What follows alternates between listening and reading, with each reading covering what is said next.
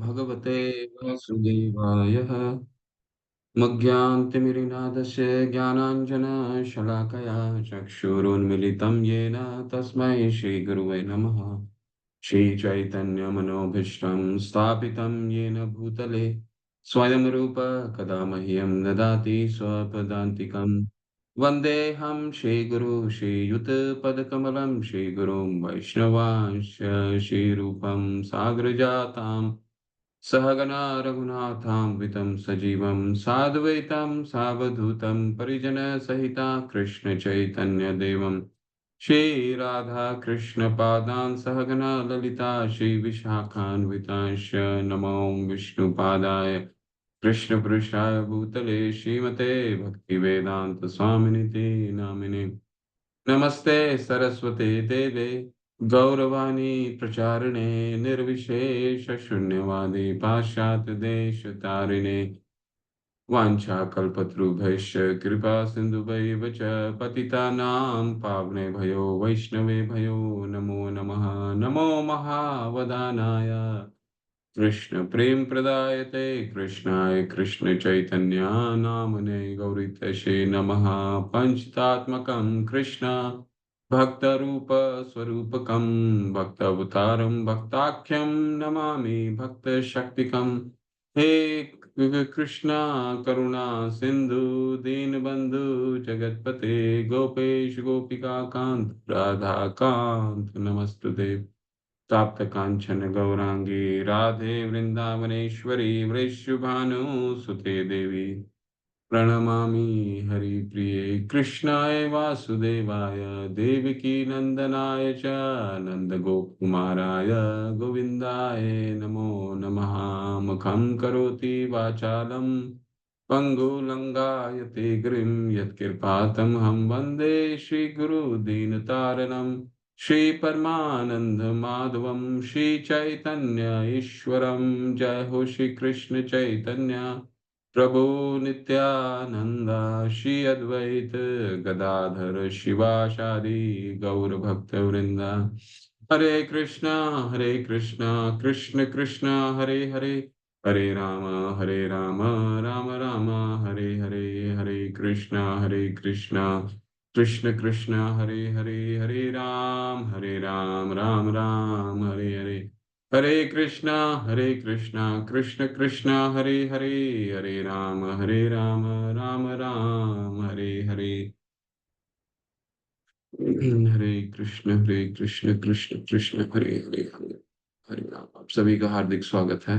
हरे कृष्ण कृष्ण कृष्ण हरे राम। हरे कृष्ण कृष्ण कृष्ण हरे राम राम राम हरे हरे। हरे कृष्ण कृष्ण कृष्ण हरे राम राम हरे हरे। अन्य अभिलाषिता शून्यं ज्ञान कर्मा धनावृतम् अनुकूलेन कृष्णानुशीलनं भक्तिरुत्तमा। अन्य अभिलाषिता शून्यं ज्ञान कर्मा धनावृतम् अनुकूलेन कृष्ण अनुशीलनं भक्तिरुत्तमा।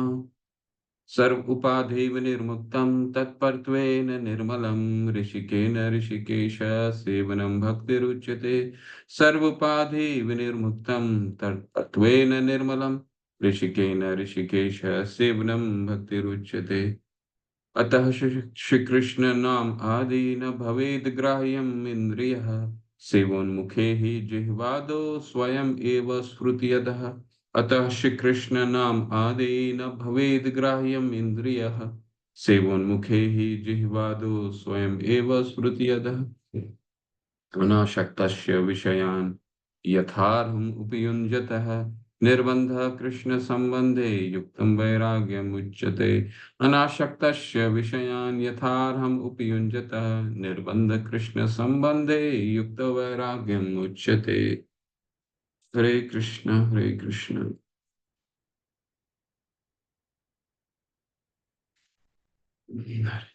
कृष्ण कृष्ण हरे हरे हरे राम हरे कृष्ण कृष्ण कृष्ण हरे हरे राम हरे कृष्ण कृष्ण कृष्ण हरे हरे राम हरे हरे। भगवत नाम में होने वाले 10 नाम अपराध। सताम निंदा यानी भगवान के प्रचार में संपूर्ण जीवन समर्पित करने वाले महाभागवतों की निंदा करना, शिव ब्रह्मा आदि देवों को के नाम को भगवान के नाम के समान अथवा उनसे स्वतंत्र समझना, गुरु की अवज्ञा करना अथवा उनसे साधारण मनुष्य समझना, वैदिक शास्त्रों अथवा प्रमाणों का खंडन करना, हरे कृष्ण महामंत्र के जप की महिमा को काल्पनिक समझना, पवित्र भगवत नाम में अर्थवाद का आरोप करना, सातवां अपराध है नाम के बल पर पाप करना, हरे कृष्ण महामंत्र के जप को वेदों में वर्णित एक शुभ सकाम कर्म कांड के समान समझना, नवा अपराध है अश्रद्धालु व्यक्ति को हरि नाम की महिमा का उपदेश, और दसवां अपराध है भगवत नाम के जप में पूर्ण विश्वास न होना और इसकी इतनी अगाध महिमा श्रवण करने पर भी भौतिक आसक्ति बनाए रखना, भगवान नाम का जप करते समय पूर्ण रूप से सावधान रहना भी अपराध है, पूर्ण रूप से सावधान न रहना भी अपराध है और सभी अपराधों का जड़ है। इसलिए प्रत्येक वैष्णव को चाहिए सावधानी पूर्वक जप करे ताकि जीवन का अंतिम गंतव्य शीघ्र अतिशीघ्र प्राप्त हो, और जीवन का अंतिम गंतव्य है कृष्ण प्रेम, जीवन का अंतिम गंतव्य है कृष्ण प्रेम, जीवन का अंतिम गंतव्य है कृष्ण प्रेम। हरे कृष्ण। तो हम अपने 12वें अध्याय का अध्ययन जारी रखते हैं। 12वें अध्याय में हमने अभी तक क्या पढ़ा? श्री राधा गोविंद की जय।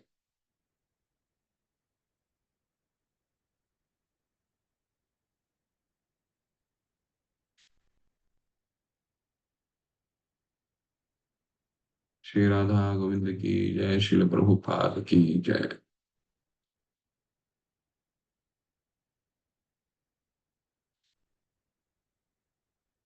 हमने अभी क्या क्या पढ़ा है? कल के अध्ययन, कल के सत्र में हमने क्या क्या पढ़ा, क्या क्या मुख्य है रूप गोस्वामी पाद इस अध्याय में, और वैदिक वैदिक भक्ति के कुछ नियमों को और कुछ प्रिंसिपल, कुछ सिद्धांत को और स्थापित करते हैं जो हमारी भक्ति में अग्रसर होने के लिए अनिवार्य है। ठीक है, अनिवार्य का मतलब बिल्कुल उसको आप नहीं छोड़ सकते, उसके बिना हम भक्ति में आगे अग्रसर हो ही नहीं सकते। शास्त्रों का श्रवण, नियमित रूप से शास्त्रों का अध्ययन करना, दूसरा धाम में वास करना, वर्ष में एक बार जरूर धाम में वास करना चाहिए। ठीक है, और धाम में वास करने का तरीके को भी हमने चर्चा किया कि भगवान के भक्तों के अलावा भक्तों के द्वारा ही धाम स्फुरित होता है। भवविधा भागवता तीर्थ भूता स्वयं विभु तीर्थ कुर्वन्ति तीर्थानि स्वानंद स्थेन गदाभृता। भवविधा भागवता मतलब कि ये जो भागवत होते हैं, जितने जो साधु होते हैं, वो किसी भी स्थान को तीर्थ बना सकते हैं।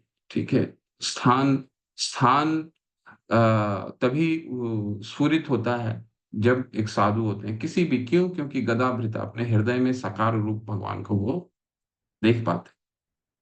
ठीक है, फिर हमने क्या अध्ययन, किस चीज का अध्ययन किया इसके बाद में, कि अर्श विग्रह की, अपने घरों में जहां भी है अर्श विग्रह की पूजा करना। ठीक है, उसको सेवा करना। फिर कृष्ण के असली भक्त यानी वैष्णव सेवा।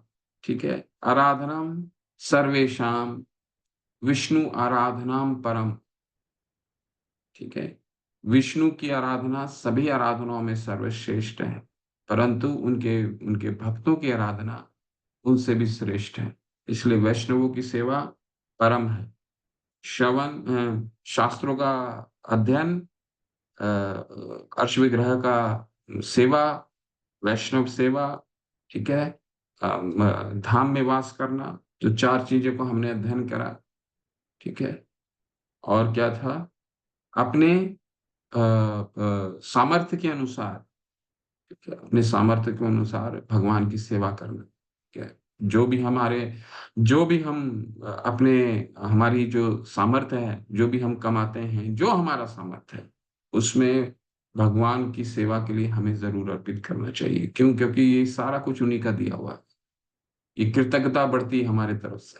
ठीक है, कार्तिक में भक्ति करना भगवान का विशेष महीना है, जो उनको सबसे सर्वश्रेष्ठ होता है, सर्वश्रेष्ठ पसंद है। वो क्यों? क्योंकि दामोदर की लीला उस समय होती है। भगवान बाल लीला करते हैं दामोदर के रूप में। दम मतलब रस्सी, उदर मतलब पेट में। यशोदा माँ उनको उखल से बांधती हैं, ठीक है। दामोदर लीला है, तो वो बहुत ही भक्तगण बहुत उसका रस का आस्वादन करते हैं इस महीने में। तो इस महीने में बहुत महिमा है। इस महीने में धाम यात्रा की बहुत महिमा है। तो कार्तिक में भक्ति करना सीखें। और इसके बाद हमने क्या कल पढ़ा? भगवान की लीला संबंधित का उत्सव मनाना, खासकर उनके जन्म तिथियों का,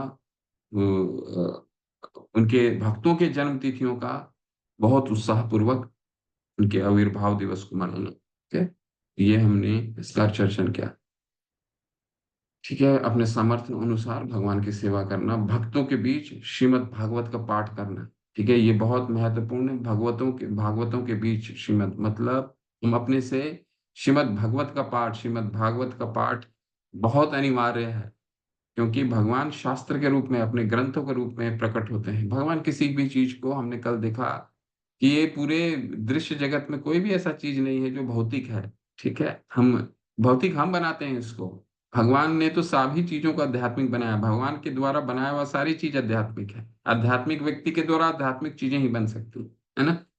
अहम सर्वस्व प्रभो मत्तः सर्वम प्रवर्तते। भगवान कहते हैं कि मेरे से ही सब कुछ उद्भूत है। जो भगवान से सारे कुछ उद्भूत है, तो सभी कुछ आध्यात्मिक है। क्योंकि वो जड़ वस्तु के संपर्क में आता है तो वो भौतिक हो जाता है।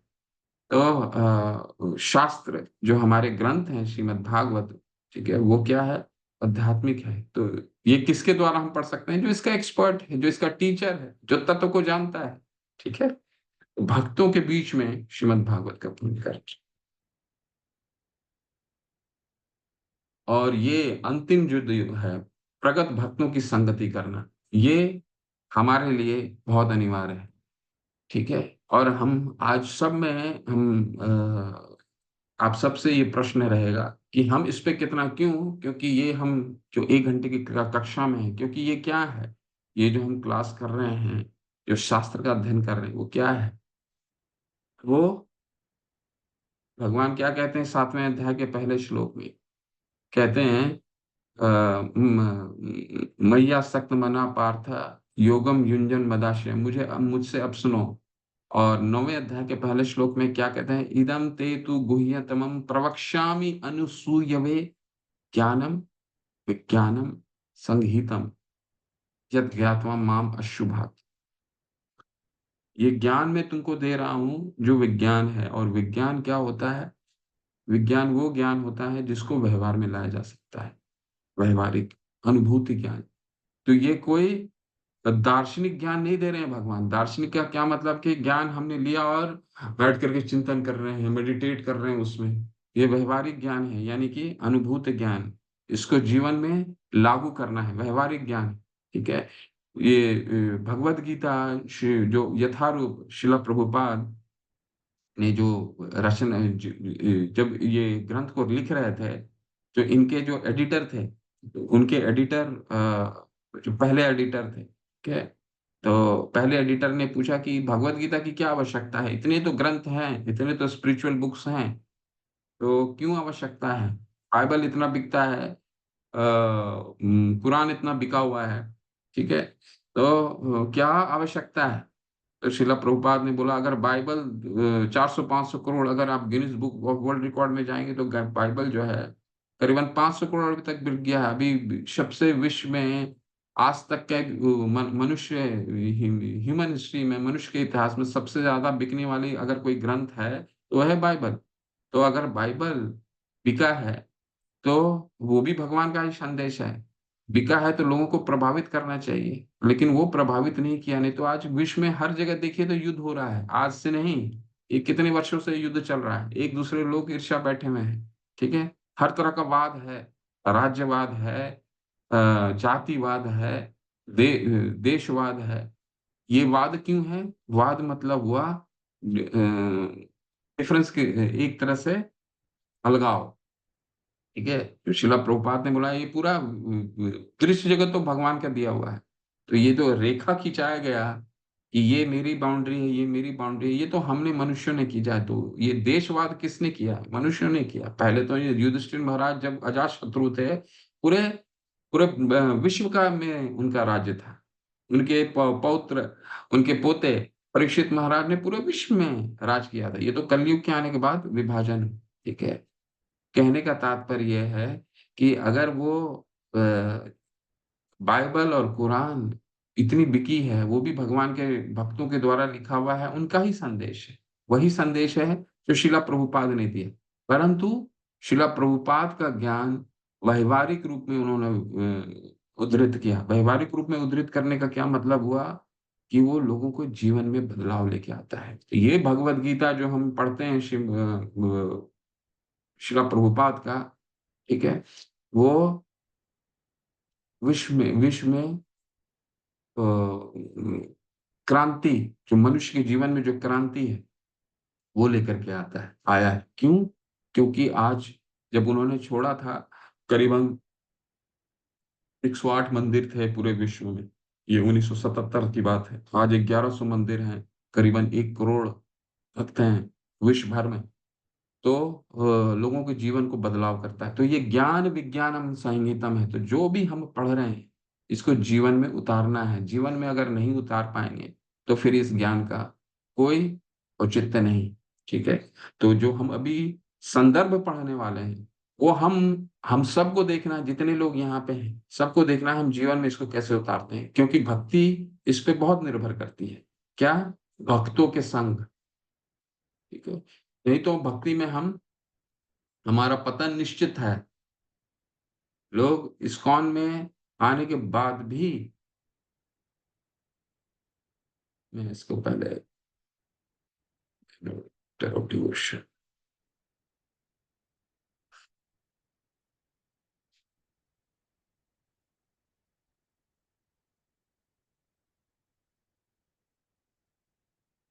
ऐसा देखा गया है कि इस्कॉन में आने के बाद भी कई 10-10 साल, 15 साल भक्ति करने के बाद भी पतन होता है। क्यों पतन होता है?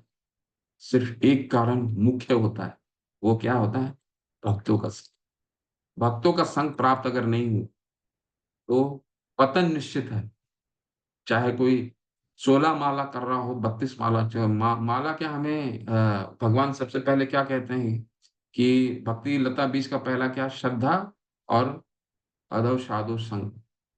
साधु संग रहेगा, शुद्ध भक्त बस। चलिए, इस पे हम, ये मेरा चर्चा बहुत जरूरी था, बहुत जरूरी। इसको पढ़िए आप लोग, सभी लोग जो पढ़ना चाहते हैं, शुद्ध भक्तों का संग। इसको पढ़िए।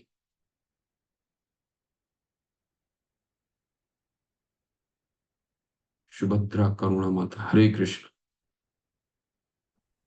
अनम्यूट करके पढ़िए प्लीज।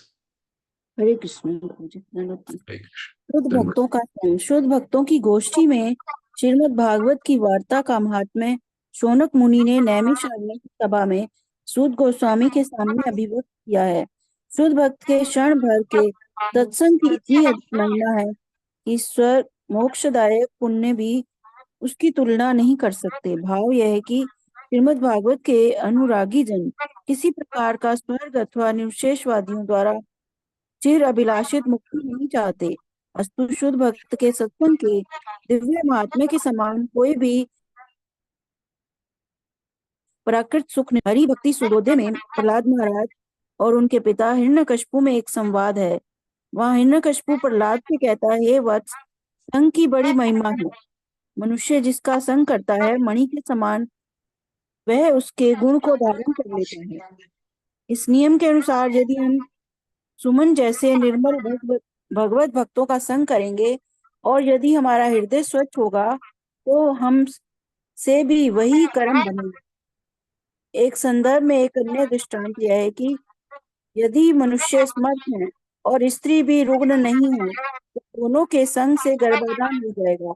इसी प्रकार यदि आत्मविद्या के दाता और ग्राहक दोनों सच्चे प्राधिकारी हैं तो अच्छा परिणाम होगा। हरे कृष्ण। हरे कृष्ण माता, धन्यवाद। साधु संग, साधु संग सर्वे शास्त्र कोई, लव मात्र साधु संग सर्व सिद्धि होए। लव मात्र साधु संग, लव मात्र साधु संग मतलब थोड़ा सा भी अगर हमारा साधु का संग होता है तो हमारा जीवन सिद्ध शुद्ध सिद्धि की ओर अग्रसर होना निश्चित है। नारद मुनि अपने पिछले जन्म में क्या थे? एक दासी पुत्र थे। ठीक है, दासी पुत्र थे और पढ़े लिखे भी नहीं थे। 5 वर्ष के बालक थे, 5 वर्ष के बालक। और उनका उद्धार कैसे हुआ?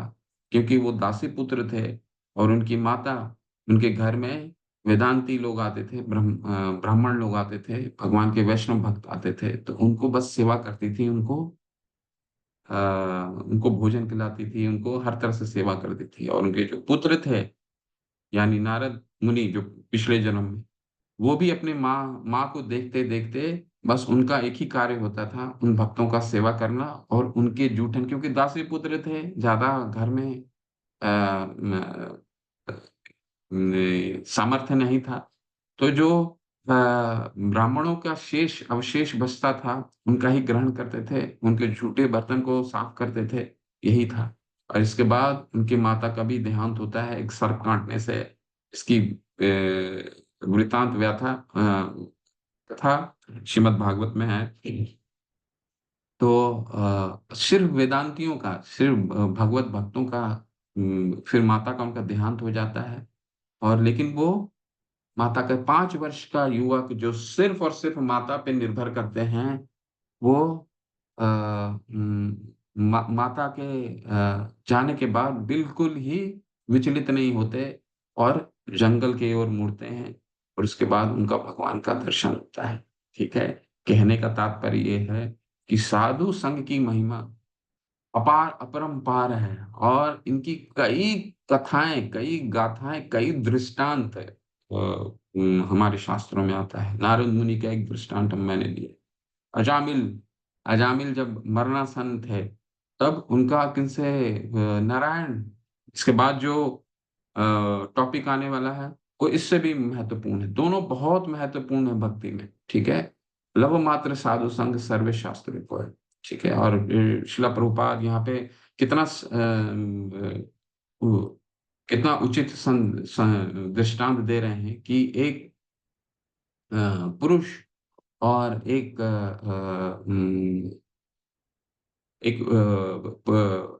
पुरुष और स्त्री में संयोग कब होता है? संयोग तब होता है जब दोनों का संग से गर्भधान हो जाता है। तो कहने का मतलब ये है कि एक देने वाला और एक लेने वाला है। तो साधु संग में लव मात्र थोड़ा सा भी संग होने से हम भक्ति में बहुत ही पार सफलता मिलती है। ऐसे कई दृष्टांत हैं। तो इसीलिए हम ये पूरे हमारे संप्रदाय इस्कॉन में एक बहुत अच्छा नियम का गठन किया गया है, वो है भक्ति वृक्षा। तो हम हमारे को, हम सभी को अगर भक्ति में अग्रसर करना है तो केवल कक्षा, केवल शास्त्रों का पठन करने से हम नहीं कर सकते। तो भक्ति वृक्षा यही शुद्ध भक्तों का संग से, क्योंकि सभी एक मिल करके पढ़ते हैं, एक दूसरे का संग होता है। ठीक है, अपने आप को उस आधे घंटे 1 घंटे जितना भी समय मिलता है उसमें हम अपने आप को बांधते हैं। ये आपको तय करना है। ये कोई कक्षा नहीं हो रही, ये आपको भक्ति में किस तरह अग्रसर आपको होना है, ये आपको तय करना है। अपनी भक्ति वृक्षा खुद बनानी है। ठीक है, मैंने आपको शुरू में ही इंस्ट्रक्शन दिया। जब अगले स्तर में आप जाएंगे तो भक्ति वृक्षा कंपलसरी है, परंतु उसका अगर हमें आदत नहीं होगी तो हम उस स्तर तक पहुंच नहीं पाएंगे। तो भक्ति में अग्रसर होने के लिए शुद्ध भक्तों का संग अनिवार्य है, नहीं तो भक्ति में पतन निश्चित है। निश्चित मतलब ये कई इसके दृष्टांत है। स्वयं इस्कॉन में भी इसके दृष्टांत है, जो 10-10 साल, 15 साल, ऐसे कई उदाहरण है। 15 साल मंदिर में रहने वालों ब्रह्मचारी का ऐसा दृष्टांत है, कई ऐसे दृष्टांत है। ठीक है, तो साधु संग बहुत ही बहुत महत्वपूर्ण है। इसके बाद आता है भगवत नाम का कीर्तन। चलिए इसको इसको अच्छे से पढ़िए।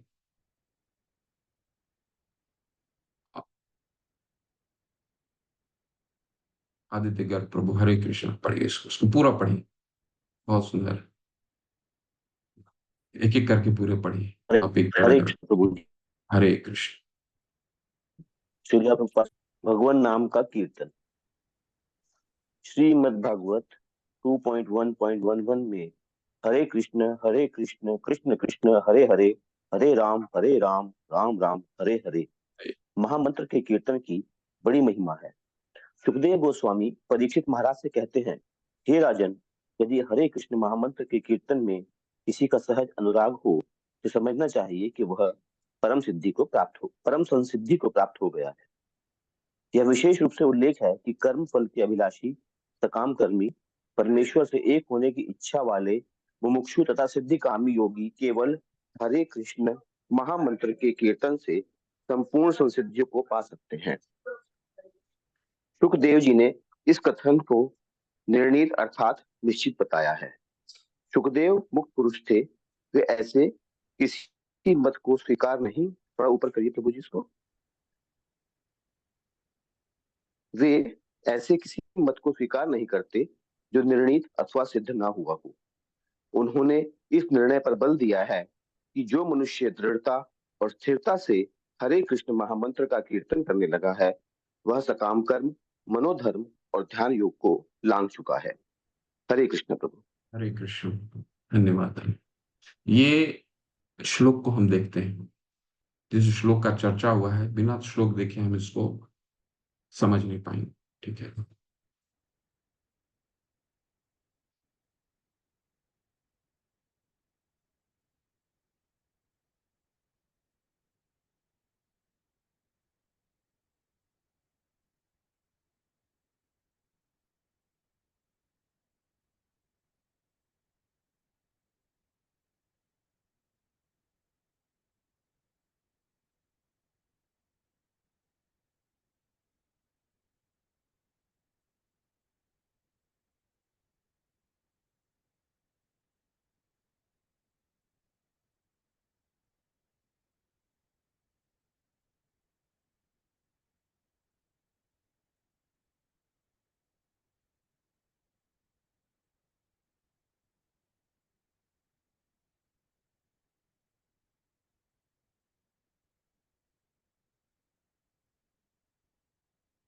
ये श्लोक की चर्चा हो रही है। क्या है? सुखदेव गोस्वामी परीक्षित महाराज से कह रहे हैं क्या? ए, एतान निर्विद्यमानानाम इच्छाताम अगतो भयम योगिनाम निर्णीतम हरेर नाम अनुकीर्तनम। तो यहाँ पे क्या कहा जा रहा है? एतान निर्विद्यमानानाम, जो उस तात्पर्य में शिला प्रभुपाद के आप समझा रहे हैं, जिसका भी प्रभु ने बहुत अच्छे से उसको पढ़ा कि हरे हरि नाम अनुकीर्तन। अगर हम हरि का कीर्तन करते हैं तो उसकी क्या क्या फायदे हैं? क्या क्या फायदे हैं? निर्विद्यमाना नाम, निर्विद्यमाना नाम कि जिसको जीवन से संतुष्ट है, कुछ नहीं चाहिए। ठीक है। ऐसे कई लोग होते हैं ना, यदृच्छा लाभ संतुष्ट हो, भगवान चौथे अध्याय में कहते हैं, जो जीवन से संतुष्ट है, कुछ नहीं चाहिए। ये हरि नाम मत समझिए, जिसको कुछ भी नहीं चाहिए, हरि नाम उसके भी जीवन में क्रांति लाता है। दूसरा, इच्छाताम, जिसको कुछ चाहिए, मटेरियल डिजायर है, कुछ चाहिए, मुझे आज ये चाहिए, मुझे ये चाहिए, मुझे, इसीलिए तो देवी देवताओं की पूजा हम करने जाते हैं। आज वैष्णो देवी जाना, आज यहाँ जाना है, यहाँ जाना है, इतने भोग अर्पित करते हैं। क्या है? क्यों? क्योंकि हमें कुछ भौतिक सुख की प्राप्ति हो। ठीक है, आज ये मिल जाए, आज वो मिल जाए, आज एग्जाम में अच्छा हो जाए, घर अच्छा हो जाए, ये सुख हो जाए, मेरे बच्चे का ये हो जाए, ये हो जाए। इच्छाताम, इसको कहते हैं इच्छाताम। पहला, जिसको कुछ भी इच्छा नहीं है, उसके जीवन में भी क्रांति लाती है। जिसको इच्छा है उसके लिए भी हरिनाम मह की महिमा की जाती है। योगी नाम, योगियों जन को भी योगी, योगी कौन है? जो ब्रह्म में तदाकार होना चाहते हैं, जो सब कुछ त्याग कर करके ब्रह्म में तदाकार होने चाहते हैं। ऐसा कई हमने दृष्टांत देखा, कल ही हमने पढ़ा, वैसे आएगा अभी आज। ठीक है। तो ऐसे कई हैं। सुखमुनि खुद थे, 12 वर्ष तक तो अपने माता के गर्भ से ही वापस बाहर नहीं आना चाह रहे थे। क्यों? क्योंकि भौतिक जड़ जगत के संसर्ग में नहीं आना चाह रहे थे। ठीक है। तो ये तीन लोगों को हरिनाम उद्धार करता है। अकामो सर्व कामो वा मोक्ष कामा उद्धार दी। जिसको कुछ नहीं चाहिए, जिसको कुछ चाहिए, और जो ब्रह्म चाहिए, तीनों को वो कर सकता है। प्रभुपाद यहाँ क्या कह रहे हैं? निर्नीतम। अभी हमने प्रभु ने पढ़ा ना, निर्नीतम। निर्नीतम का मतलब है गारंटेड, निश्चित रूप से। हरि का ये हरि कीर्तन अगर हम करते हैं तो ये गारंटेड इसका असर पड़ता है। ठीक है, ये कहने का तात्पर्य। तो ये श्लोक बहुत बहुत महत्वपूर्ण है। इसलिए हरि नाम का कीर्तन और का बहुत महात्म्य है। ठीक है, फिर हम पढ़ते हैं आगे।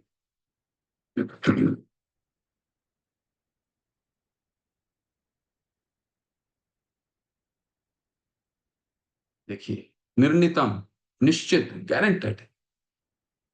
एतान विद्यमाना नाम इच्छताम अकुतो भय। ये बहुत सुंदर श्लोक था जिसका हमने अभी किया।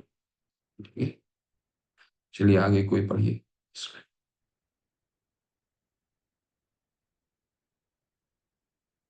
उमा शर्मा बता। हरे कृष्ण।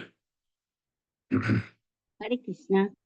पद्म हरे पुराण कृष्ण। में उल्लेख है, जिसने हजारों जन्मों तक भगवान वासुदेव की सेवा की है, उसी की जिह्वा पर हरे कृष्ण महामंत्र विराजता है। पद्म पुराण में कहा है, भगवान के पावन नाम और स्वयं भगवान में कुछ भी अभेद नहीं है।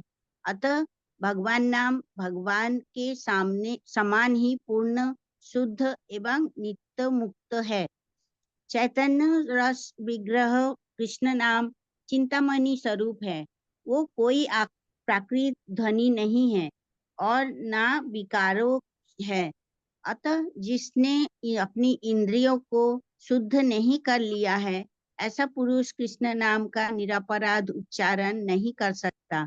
भाव ये है कि प्राकृत विकारमयी कुंठित इंद्रिय हरे कृष्ण महामंत्र का अच्छी प्रकार से उच्चारण नहीं कर सकती, परंतु इस कीर्तन पद्धति का सेवन करने से अंतःकरण की शुद्धि होती है, जिससे अति शीघ्र अपराध रहित जप होने लगता है। हरे हरे कृष्ण। कृष्ण।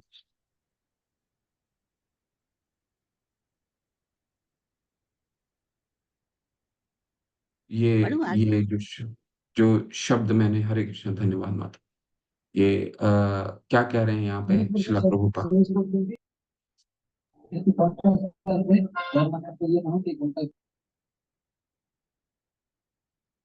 हो गया प्रभु।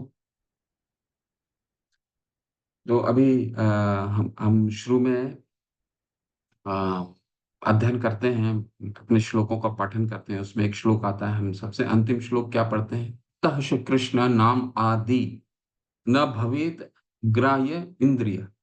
नाम आदि, नाम के साथ क्या आता है? भगवान का नाम के साथ उनके गुण, उनके रूप, उनकी लीलाएं सब है। कृष्ण, केवल कृष्ण नहीं। तो कृष्ण हम नाम उच्चारित करते हैं, भगवान सिर्फ अपने अपने रूप में नहीं आते। उनके रूप, उनके गुण, उनकी लीलाएं सब कृष्ण का ही कृष्ण कृष्ण के साथ ही सब है। अतः श्री कृष्ण नाम आदि न भवेद ग्राह्य इंद्रिय। ये, अगर हमारी इंद्रियां शुद्ध नहीं है तो हम कृष्ण के नाम और आदि हमारे सामने स्फुरित नहीं होंगे। अतः श्री कृष्ण नाम आदि न भवेद ग्राह्य इंद्रिय सेवोन्मुखे ही जिह्वा दो। ठीक है, हम जीवा से भगवान की सेवा अगर नहीं करते हैं, जीवा से कैसे सेवा करेंगे? निरपराधे नाम ले,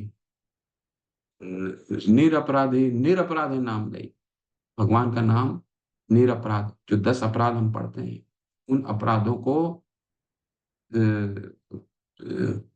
दिमाग में रखते हुए अगर हम भगवान का नाम का उच्चारण करते हैं तो सेवोन्मुखे ही जीवादु स्वयं एवं श्रुति अदा। ये स्वयं स्फुरित होगा। ठीक है, कृष्ण नाम महामंतेरा ते स्वभाव, एई जपे शे कृष्ण उपज्य भावा। ये कृष्ण का जो नाम है कोई सामान्य नाम नहीं है। भगवान बता, चैतन्य महाप्रभु बता रहे हैं, क्या कहते हैं कि कृष्ण नाम महामंतेरा, एईते स्वभाव, इसका स्वभाव है, इस मंत्र का स्वभाव है। क्या स्वभाव है? एई जपे श्री कृष्ण पज्य भाव, कृष्ण उपज जाता है। नित्य सिद्ध कृष्ण प्रेम साधु का भुनाई, श्रवण आदि शुद्ध चित्त कराया उदय। अपने आप हमारा स्वयं एवं स्मृति यद, अगर हम निरपराध शुद्ध नाम, निरपराध अगर नाम लेते हैं, ठीक है, निरपराध कैसे आएगा? निरपराध आएगा उन अपराधों को ध्यान करते हुए। वो 10 अपराध जो हम सुबह पढ़ते हैं शुरुआत में, अगर उसको हम रोजाना पढ़ें, उसको रोजाना उस पर मेडिटेट करें, उस पर ध्यान लगाएं कि वो क्या कहना चाह रहे हैं, ठीक है, तो फिर हमारा नाम आभास से हम फिर ऊपर उठ जाएंगे। तो हमारे जीवा में स्वयं एवं स्फूर्ति है, हम जीवा से भगवान की सेवा करते हैं। ठीक है, चलिए आगे बढ़,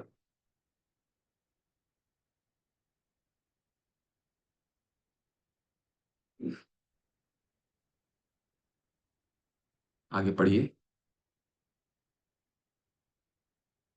हरे कृष्णा। हरे कृष्णा, हैंड रेज कीजिए। जगन्नाथ, हरे कृष्ण। हरे कृष्ण प्रभु जी। भगवान श्री चैतन्य महाप्रभु का आग्रह है कि मल से चित्र रूप दर्पण को स्वच्छ करने के लिए स्वच्छ प्रभु जी, भगवान श्री चैतन्य महाप्रभु का आग्रह है कि मल से चित्ररूप दर्पण को स्वच्छ करने के लिए सब लोग हरे कृष्ण महामंत्र का जप कीर्तन करें। हृदय शुद्धि हो जाने पर ही कृष्ण नाम की यथार्थ महिमा समझ में आती है। जो हृदय को अशुद्ध बनाए रखना चाहते हैं वे हरे कृष्ण जप करके दिव्य लाभ से वंचित रह जाते हैं। अंततः भगवान के प्रति सेवा भाव का उत्साह के साथ विकास करना चाहिए, क्योंकि उससे वह निरपराध जप कर सकेगा। इसीलिए गुरुदेव के मार्गदर्शन में शिष्य को एक साथ और हरे कृष्ण जप करने की करने की शिक्षा दी जाती है। हृदय में स्वरूपभूत रोगानु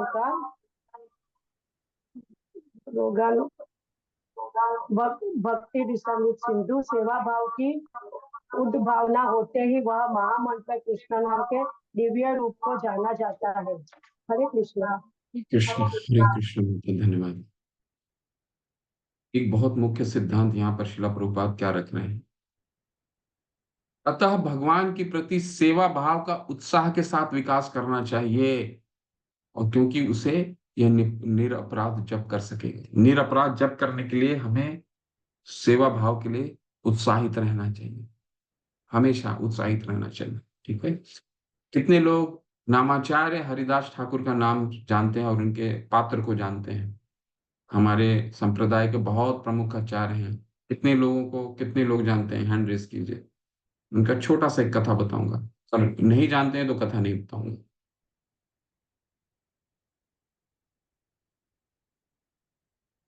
एक दो थ्री,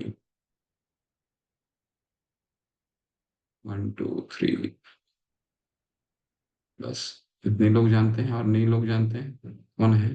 हेमंतराज प्रभु आप नहीं जानते हैं, जगन माता आप नहीं जानते हैं, मीरा चौधरी, नीता सूर्यवंशी, नेहा खंडेलवाल, निधि शर्मा, प्रतीक अरोड़ा, पुनीत शर्मा, विमला माता, नहीं जानते हैं आप लोग? कौन है नामाचार्य हरिदास ठाकुर? हम जब प्रेम ध्वनि करते हैं, जब हमारा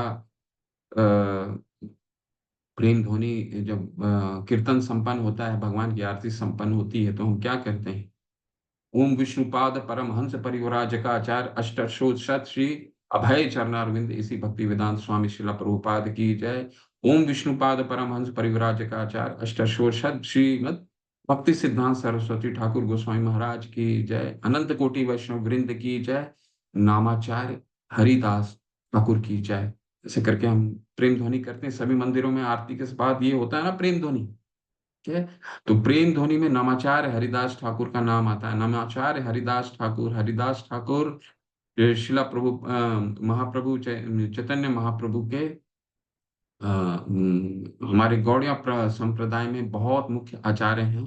और ये नाम के लिए ही इनके लिए इनको महाप्रभु ने नाम आचार्य, नाम का, हरिनाम का आचार्य का उपाधि दिया था। इसलिए उनका क्या कहा जाता है, नाम आचार्य। 3 लाख नाम का रोजाना जप करते थे। ठीक है। चैतन्य, और एक मुस्लिम परिवार से आते थे, मुस्लिम परिवार में उनका जन्म हुआ। तो महाप्रभु क्योंकि आप जगन्नाथपुरी धाम में तो उनको मुस्लिम को और विदेशियों को मंदिर में प्रवेश निषेध है। तो उनका दर्शन कैसे करें, महाप्रभु का दर्शन कैसे करें, हरे नामाचार्य? तो उनके बाहर ही भगवान का 3 लाख का नाम जप जप करते थे महाप्रभु। स्नान करने के बाद मंदिर जाने से पहले सबसे पहले हरिदास ठाकुर के पास आते थे। हरिदास ठाकुर का दर्शन करते थे, उनसे वार्तालाप करते थे और उनसे पूछते थे। एक बार उनसे पूछा उन्होंने कि हरिदास, ये बताओ, हरिनाम की महिमा क्या है? हरिनाम की महिमा तुम्हारे मुख से बहुत अच्छा लगता है, तुम बताओ। बल हरिदास बल बल हरिदास नाम महिमा अपार, सुनिए तुम्हारे मुख आनंद हमारा। तुम्हारे मुख से सुनने का बहुत आनंद है। सुनाओ मुझे हरिनाम की महिमा सुनाओ। तो फिर बोलते हैं कृष्ण नाम जीवे की रूपे करीबे, तुम्हारे तुम्हारे कृष्ण नाम जीव की रूपे करीबे। तुम इस कलयुग में जीव जो है किस रूप में भगवान का श्री नाम, हरिनाम का उच्चारण करेगा, कैसे कर सकता है? तुम्हारा विधान तुम्ही हमारा बलिवे। तुम इस विधान को, मेरी इस महिमा को मेरे सामने बताओ। इतने सुनने में हरिदास ठाकुर के आंख तो लबलबा गए, हरिनाम की महिमा करने के लिए उत्साहित हो गए। अतः श्री कृष्ण नाम आदि सेवोन्मुखे ही जीवा दो, क्योंकि जीवा से सेवा करने का मौका मिला उनको। श्री महाप्रभु ने स्वयं दिया उनको कि अब तुम अपने जीवा से हरिनाम की महिमा का गान करो। तो उनका तो कितना उत्साहित हो गए होंगे, सोचिए। तो जीव लबालब भर गए, आंख लबालब भर गए, स्फुरित हो गया हृदय। और फिर भगवान हरिदास कहते हैं, कृष्ण नाम चिंतामणि अनादि चिन्मय, यही कृष्ण सही तत्व, यही कृष्ण सही नाम एक तत्व है।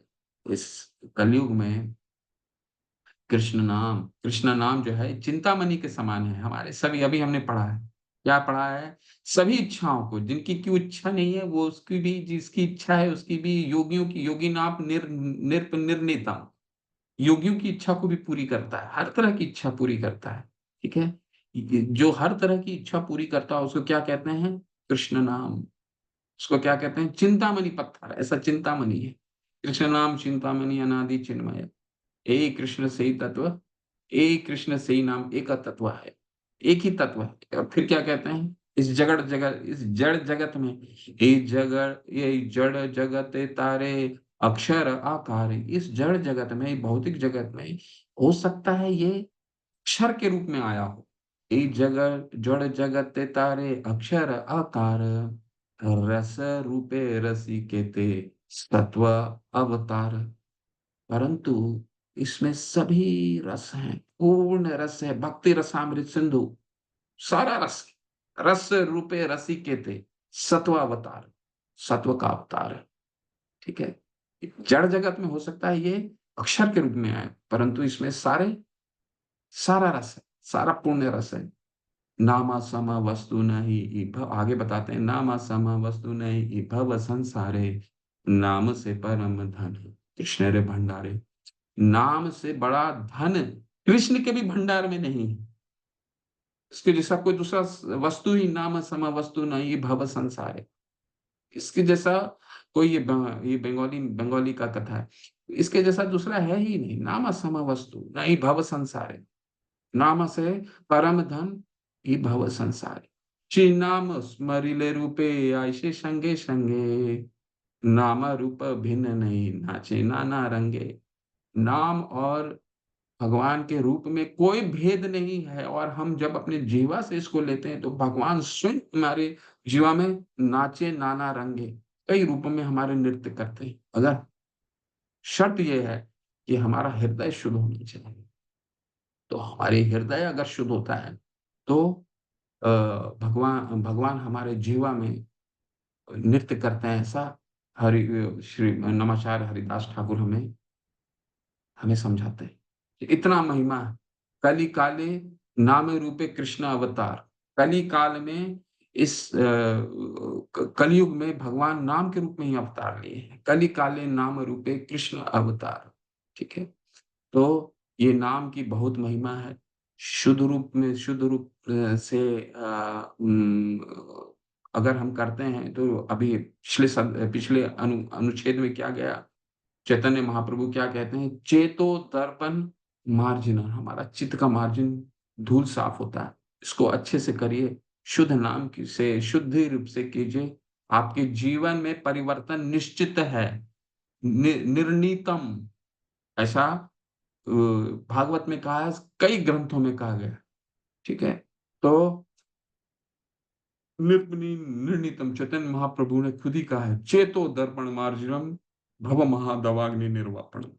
तो हरिनाम का हरिनाम करना और भक्तों का संग रखना, ये दो फॉर्मूला अगर हमने जीवन में अपना लिया तो हमारा पतन हो ही नहीं सकता। ठीक है, श्री मथुरा मंडल में स्थिति यानी धाम का धामवास में दोबारा चर्चा है, तो इसको आप लोग अध्ययन कीजिए। हम लोग अगले अध्याय में चलते।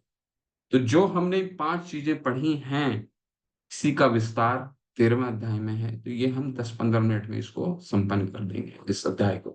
ठीक है, चलिए पढ़िए, कोई हैंड रेस करिए, पढ़िए।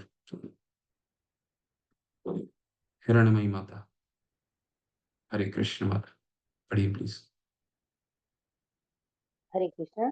आदर प्रणाम हरे करते कृष्ण। श्रील रूप गोस्वामी का कथन है कि मथुरावास मूर्ति अर्चन, श्रीमद् भागवत का आस्वादन, भक्त सेवन तथा हरे कृष्ण महामंत्र का कीर्तन से भक्ति के ये 5 साधन इतने शक्तिशाली है कि इनमें से किसी एक से तनिक सा संबंध भी कनिष्ठ भक्त तक के में भक्ति भाव को उद्भावित कर देता है। हरे कृष्ण। हरे कृष्ण।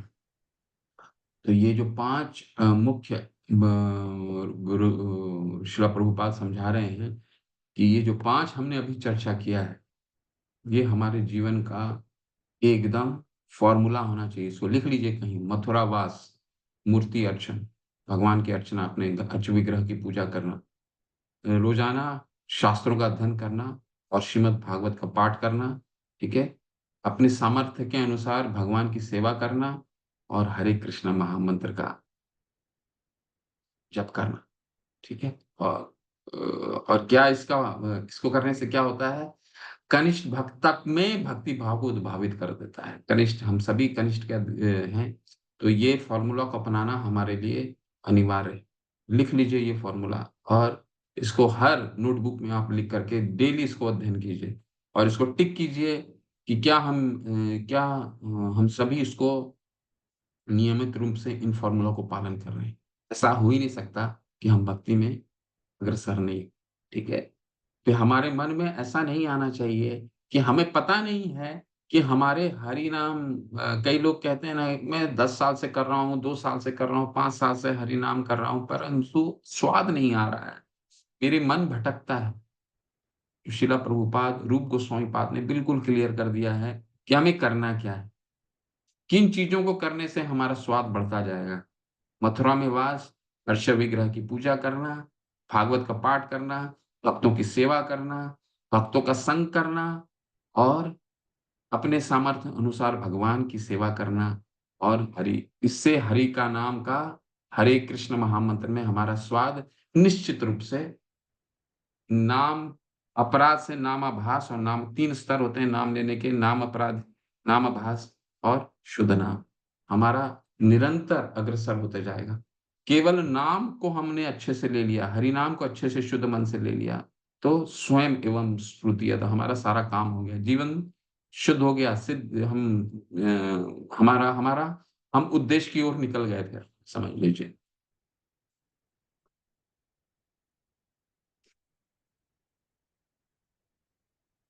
हम कुछ-कुछ इसका उदाहरण को पढ़ेंगे, ठीक है? मूर्ति अर्चन, श्री मूर्ति अर्चन के बारे में पढ़िए। सुधीर प्रसारी प्रभु, हरे कृष्ण, पढ़िए प्रभु। सुधीर प्रसारी प्रभु। कहाँ से पढ़ूं प्रभु जी? श्री और रूप गोस्वामी। यहाँ से पढ़िए प्रभु।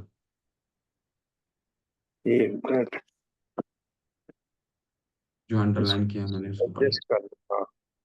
श्री मूर्त अर्चन के संबंध में रूप गोस्वामी लिखते हैं, हे सखे, यदि तुम्हें प्राकृत जगत में अपने बंधु बांधवों को की कुछ भी इच्छा है तो केशी घाट के समीप मुस्कुराते हुए त्रिभंग ललित मुद्रा में खड़े, तिरछी और दूर तक फैली हुई दृष्टि वाले अधर पर वेणुवादन करते हुए और मोर पिच के साथ चंद्र के से चमकते हुए गोविंद नामक कृष्ण रूप को मत देखना। इस श्लोक का आशय है, यदि कोई घर में अर्चना करता हुआ श्री मूर्ति के अनुरक्त हो गया तो तथाकथित घर, परिवार और समाज की सुध बुध भूलकर उनकी भक्ति में ही डूब जाएगा। प्रत्येक गृहस्थ का प्रधान कर्तव्य है कि घर में कृष्ण मूर्ति स्थापित करके अपने सब बंधु बांधवों के साथ उनकी आराधना करे। इससे सब क्लब, सिनेमा, नृत्य आदि में जाने और धूम्रपान, मद्यपान जैसे अनर्थों से जाएंगे। घर में मूर्ति अर्चना पर बल देने से इन सब अनर्थों को दूर किया जा सकता है। हरे कृष्ण। इतना सुंदर लिख रहे हैं, बताइए। इसका अलग अभी हम दूसरे अनुच्छेद में पढ़ेंगे। देखिए, नकारात्मक ढंग से सकारात्मक की ओर लेके जा रहे हैं। क्या लेकर के जा रहे हैं? देखिए, मत देखिए हे सखे। तो केची घाट के रूप गोस्वामी बता रहे हैं, श्लोक है वो श्लोक में अभी हम नहीं जाएंगे, हमारे पास समय नहीं है। केशी घाट के समीप मुस्कुराते हुए त्रिभंग ललित मुद्रा में खड़े, तिरछी और दूर तक फैली हुई दृष्टि वाले, आधार पर वेणुवादन करते हुए और मोर पिक्ष के साथ चंद्र के से चमकते हुए गोविंद नामक कृष्ण रूप को मत देखना। रूप गोस्वामी बता मत देखना। अगर इसको देखने लग गए तो जो तुम कर रहे हो, तुम्हारा वहां पे जो तुम कर रहे हो, सिनेमा देख रहे हो, नृत्य कर रहे हो, धूम्रपान कर रहे हो, इससे तुम्हारा मन हट जाएगा। ठीक है, ये इतने आकर्षक हैं, इतने इतने आकर्षक है, तो इसको इस तरह का संदर्भ हमारे आचार्यगण कभी कभी इस्तेमाल करते हैं। तो शिला प्रभुपाद इस संदर्भ का व्याख्या अगले पृष्ठ पे करेंगे। बहुत अच्छा है, इसको अच्छे से पढ़िएगा अपने सही समय पे कि आचार्यगण नकारात्मक को सकारात्मक की ओर कैसे लेके जा रहे हैं। मतलब देखिएगा कि इतने इतने अच्छे विग्रह हैं वृंदावन में, जो अगर इसको आप देख लिए तो आप जो कर रहे हैं अभी भौतिक जगत में, इससे आपका मन ही हट जाएगा। इससे मतलब इससे आकृष्ट करने वाला कोई वस्तु आपने देखा ही नहीं होगा। आपने एक बार भी देख लिया, ऐसा कहने का तात्पर्य है। देखिए, इसके आगे पढ़िए, बहुत सुंदर है, बहुत अच्छा लग रहा है। पढ़ने में आपको भी अच्छा लगेगा। देखिए, रूप गोस्वामी पाद आगे क्या लिख रहे हैं, जो देख रहे हैं उसके बारे में क्या लिख रहे हैं। देखिए, आदित्य गर्ग प्रभु, आप पढ़िए प्रभु। हरे कृष्णा। रूप जी, गोस्वामी हरे आगे लिखते हैं, पढ़ूं प्रभु जी? आ- आदित्य हरे गर्ग प्रभु पढ़ने दीजिए प्रभु, इसके बाद फिर आपको देता हूँ। जी प्लीज पढ़िए प्रभु। जी जी जी। हरे कृष्णा प्रभु। जी जी, हरी हरी। श्रीला प्रभुपाद जी की जय। रूप गोस्वामी आगे लिखते हैं, हे मूर्ख सखे, जान पड़ता है कि तुम श्रीमद् भागवत को पावन पद्यावली का कुछ कुछ श्रवण कर चुके हो, जिसमें सकाम कर्म, अर्थ, काम और मोक्ष सबका निरादर है। अब क्रमशः भगवत लीला में 10वें स्कंद के श्लोक तुम्हारे कर्ण विवरों में प्रविष्ट होकर हृदय में अमृत का संचार करेंगे। हरे कृष्णा प्रभु जी। हरे कृष्ण प्रभु। देखिए रूप गोस्वामी पाद नकारात्मक ढंग से कैसे समझा रहे हैं कि है, अपने सखों को बोल रहे हैं, है सखो, मुझे लग रहा है कि तुम श्रीमद् भागवत का पाठ करने लग गए हो, जो कि तुम्हारा अर्थ काम, हमारे जीवन के चार आधार आधार है ना, धर्म अर्थ काम और मोक्ष। तो श्रीमद् भागवत का पठन करने से इन चारों से ये चार स्तंभ है, पांचवा स्तंभ वो कौन सा है? भगवत प्रेम। ये चारों स्तंभ से तुम निकल जाओगे। ये क्या कर रहे हो तुम? ऐसा करके नकारात्मक अब क्रमशः भगवत लीलामयी 10वें स्कंद के श्लोक तुम्हारे कर्णवीरों में प्रविष्ट होकर हृदय में अमृत का संचार कर रहे हैं। ये क्या कर रहे हो तुम? तुम ये अगर श्रीमद् भागवत का अगर तुम पाठ कर रहे हो नियमित रूप से, तो तुम्हारे ये जो चार स्तंभ है, इससे निकलकर पांचवें स्तंभ तक पहुंच जाओगे। ठीक है, तुम्हारा हृदय में अमृत का संचार हो जाओगा, अमृत का संचार हो जाएगा। ये तो अनिष्ट हो जाएगा। तुम जो भौतिक जगत में जी रहे हो, तुम उसका आनंद, तुम्हारा उस आनंद वो आनंद ही चला जाएगा तुम्हारा। ठीक है, तो ऐसा करके समझा रहे हैं।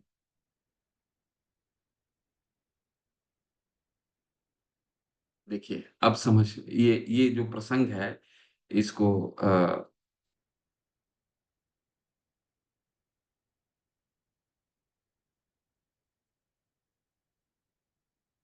यहाँ से पढ़िए, पढ़िए यहाँ से सुधीर प्रसारी प्रभु, आप पढ़िए।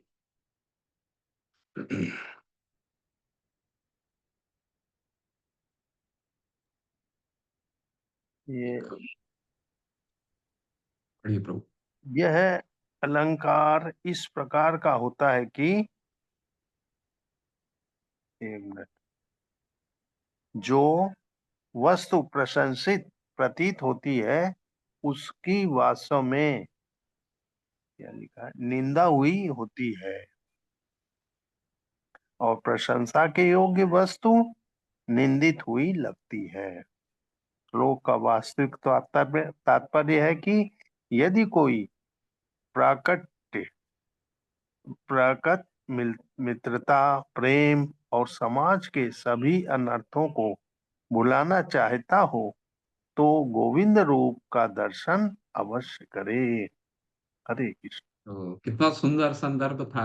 मतलब श्रील प्रभुपाद समझा रहे हैं कि इस तरह कभी कभी आचार्य जो है इस तरह का अलंकार का प्रयोग करते हैं अपने संदर्भों में, कि नकारात्मक लिखते हैं कि अरे तुम भगवान की अर्श विग्रह को मत देखो, क्योंकि अगर इसको देखने से क्या होगा, तुम जो कर रहे हो वो उसमें तुम्हारा आनंद खत्म हो जाएगा। भगवान भी क्या कहते हैं दूसरे अध्याय में, विषया विनिवर्तन्ते निराहारस्य देहिनः रसो वर्ज्य रसोपस्य परम दृष्टवान निर्वर्तते, परम दृष्टवान निर्वर्तते। हम भक्ति में अग्रसर तभी हो सकते हैं, देखिए किसी चीज को हम निष्कासित करके, अरे ये योगी ध्यान योग को क्यों निष्कासित किया गया, अरे ये चीज नहीं करना है, भगवान ने क्यों कहा कि कर्म संन्यास से कर्म योग विशिष्यते, क्यों ऐसा कहा? 5वें अध्याय में बोला ना उन्होंने, कर्म संन्यासात कर्म योग विशिष्यते, कर्म संन्यास से कर्म योग विशिष्यते। क्यों करें? क्योंकि कर्म संन्यास में क्या करते हैं, हम सब कुछ निषेध कर दे रहे हैं। अरे ये नहीं करना है, अरे ये नहीं करना है, इसमें भी भौतिक चीजें हैं, ये नहीं करना है, ये नहीं, अरे इन चीजों को नहीं सुनना है, कुछ देखो मत, कुछ सुनो मत, कुछ खाओ मत। तो इन चीजों को अगर हम अपने आप कृत्रिम आर्टिफिशियल तरीके से हर चीजों को, अपने इंद्रियों को रोकेंगे तो क्या होगा, निषेध हो जाएगा, कर्म संन्यास हो गया। लेकिन हमें भगवत गीता क्या सिखाता है, विषया विनिवर्तन्ते निराहारस्य देहिनः रसो वर्ज्य रसोपस्य परम दृष्टवा निर्वर्तते। लेकिन हमारी इंद्रियां संतुष्ट नहीं होगी, हो सकता है आर्टिफिशियल तरीके से हमने निषेध कर दिया होगा। इंद्रियां कब तुष्ट होगी? विषया निराहारस्य देहि रसो वर्ज्य रसोपस्य। जब हायर टेस्ट नहीं मिलेगा तब तक हम भक्ति में अग्रसर नहीं होंगे। तभी हम किसी चीज को निषेध कर ले रहे हैं।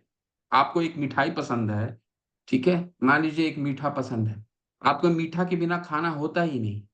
लेकिन अगर आपको डॉक्टर बहुत मना करने की कोशिश कर रहा है कि नहीं आप मीठा मत खाइए, आपके शरीर के लिए सही नहीं है, आपके शरीर को वो स्वास्थ्य प्रवर्धक नहीं है, तो आप कितना भी उसको निष्कासित करने की कोशिश कीजिएगा, परंतु खाने की इच्छा प्रबल बनी रहेगी। जब जैसे देखिएगा उसको खाने की एक बार चलो एक बार खा लेते हैं, एक बार खा लेते हैं। परंतु हमारे शास्त्र क्या, प्रभुपाद जी क्या समझाते हैं, भगवान क्या समझाते हैं? जरूर तुम ठीक ही कह रहे हो, वो तो बना रहेगा, इसलिए तुम संन्यास नहीं ले सकते हो मीठा से। क्या करना पड़ेगा उसके लिए? उस मीठे से हायर टेस्ट डेवलप करना पड़ेगा कि मीठा को देख करके भी खाने की इच्छा ना हो। चलो एक और कुछ चीज आ गया जो हमारे लिए जीवन में ये स्फुरित हो गया कि ये मीठा खाने, मेरा जीवन ज्यादा मूल्य है इस मीठे के मुकाबले। ये अगर हृदय में स्फुरित हो गया तो मीठा हमारे सामने आने के बाद भी हम उस मीठे को नहीं खाएंगे। ऐसे ही दूसरे अध्याय में बताते हैं, ठीक है। परम दृष्टवा निर्वर्तते, परम दृष्टवा निर्वर्तते का क्या मतलब है? हायर टेस्ट, ठीक है। तो यहीं पे, यहाँ पे वही बताने की कोशिश कर रहे हैं कि अरे तुम तो भौतिक चीजों को छोड़, भौतिक चीजों को देखते रहे हो, इस पे तुम्हारा आकर्षण तो है, परंतु जैसे ही तुम हायर टेस्ट की चीज को देख लोगे, भगवान के अर्च विग्रह को देख लोगे, तो तुम ये भूल जाओगे। ये नकारात्मक ढंग से सकारात्मक की ओर लेने की बात है, ठीक है। तो इस इसको हम अब पीपीटी से थोड़ा सा, हमारा ज्यादा नहीं है इसमें, तो 5 मिनट दे दीजिए, इसको हम संपन्न करते हैं, इसके बाद फिर हम आज का सत्र समाप्त करेंगे। सर 5 मिनट दीजिए।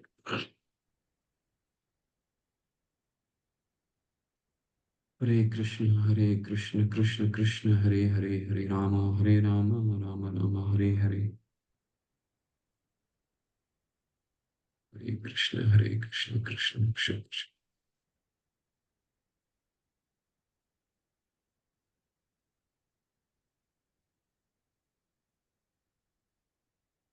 हम्म। तो अर्श विग्रह की सेवा, यदि आप आनंद लेने की इच्छा रखते हैं तो किसी घाट के तहत, तो ये हमने देखा। इसके बाद क्या आता है? श्रीमद् भागवत का श्रवण आता है, ठीक है। तो हमें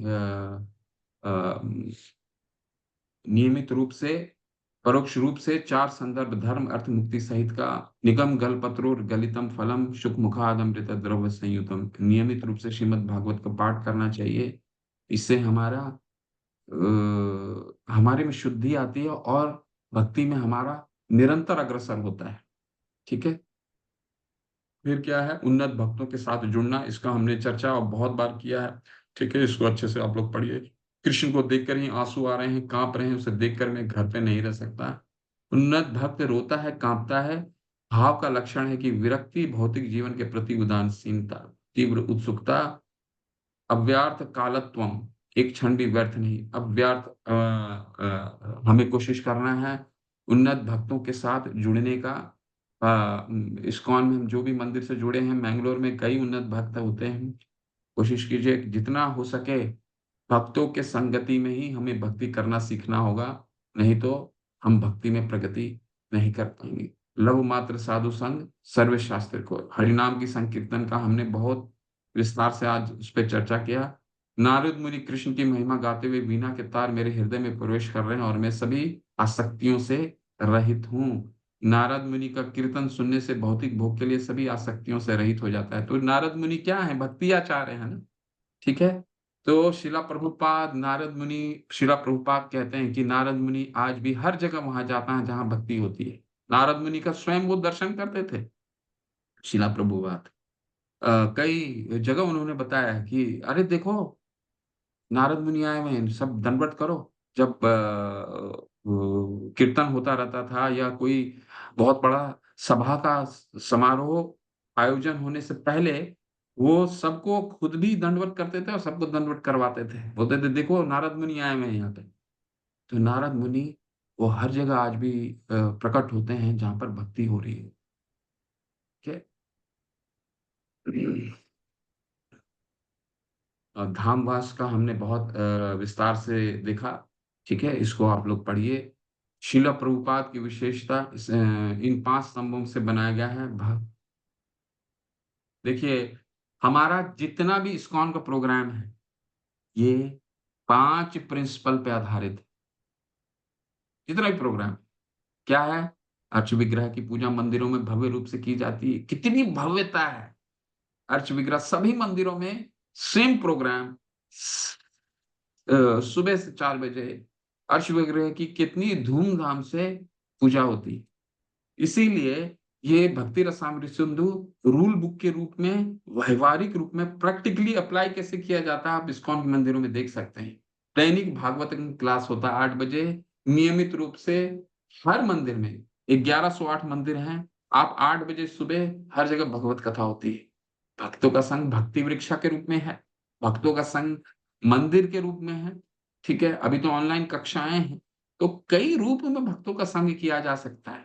ठीक है, नाम संकीर्तन सुबह और शाम कीजिए, जपा कीजिए, भगवान मंदिर में जाके कीर्तन कीजिए, ऑनलाइन कीर्तन कीजिए। ठीक है, और धाम यात्रा हर कार्तिक में सारे मंदिर यात्रा का आयोजन करते हैं। ठीक है, तो ये प्रिंसिपल स्थापित हो गया ना, 5 प्रिंसिपल जो मुख्य श्री रूप गोस्वामी पाद ने रखा था। इसलिए प्रभुपाद ने क्या कहते हैं, ये रूपानुगा, हम रूपानुगा, हमारा लाइन क्या है, रूपानुगा लाइन है, क्योंकि जो उन्होंने लिखा है शिला प्रभुपाद ने उस चीज को अपने नियम का भाग बनाया है, तभी हम अग्रसर हो सकते हैं। इस प्रकार इस्कॉन भाव भक्ति के जगाने के लिए सबसे शक्तिशाली है। ठीक है, तो इसके साथ आपका 13वां अध्याय समाप्त होता है। तो मुख्यतः इसको अच्छे से पढ़िए। तो ये 5 चीजें जो है हमारे भक्ति में अग्रसर होने के लिए मुख्य आधार है। अगले सत्र से हम हमारा अब वैदिक भक्ति से रागानुगा भक्ति का तरफ हम थोड़ा थोड़ा बढ़ना शुरू करेंगे। शिला प्रभुपाद की जय, रूप गोस्वामी पाद की जय। हरे कृष्ण आप सभी को। किसी का कोई प्रश्न है जल्दी से पूछिए। प्रतीक अरोड़ा प्रभु, प्रश्न है क्या आपका? हरे कृष्ण। हाँ जी प्रभु जी, ये चौथा नियम जो आपने अभी बताया है वो एक बार फिर से बताएंगे? मैं कौन सा नियम प्रभु? चौथा वाला। हरिनाम संकीर्तन। हाँ जी, वो नारद मुनि जी आते हैं जो।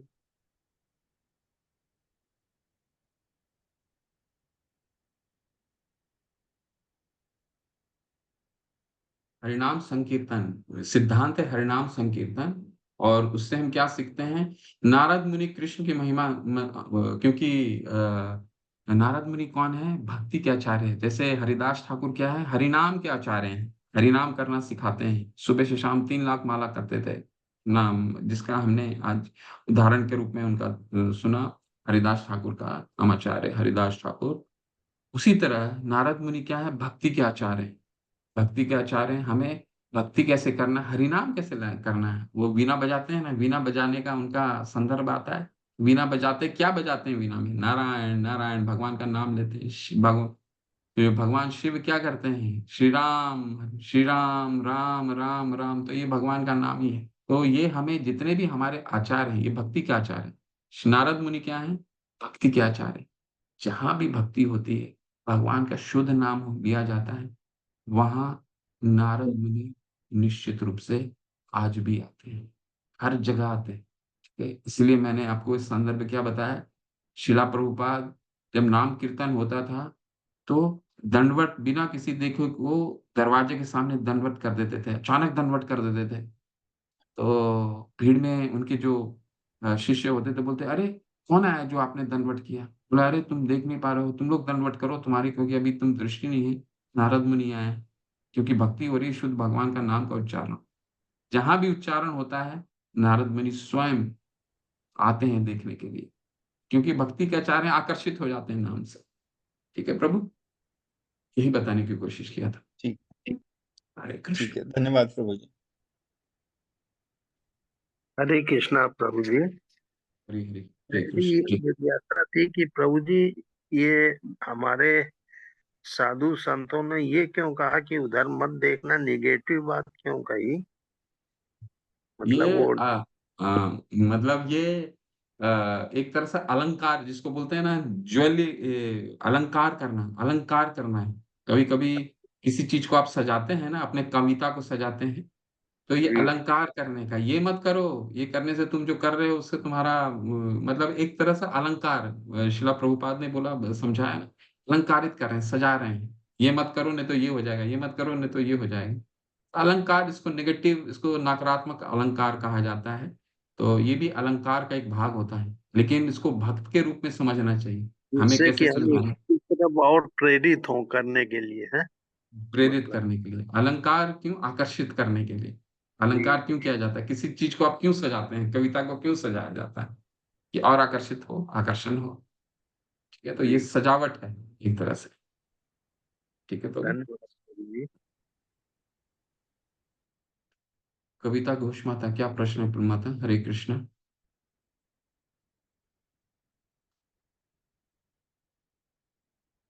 कुछ प्रश्न है कविता घोष माता? आपने हैंड रेज किया है।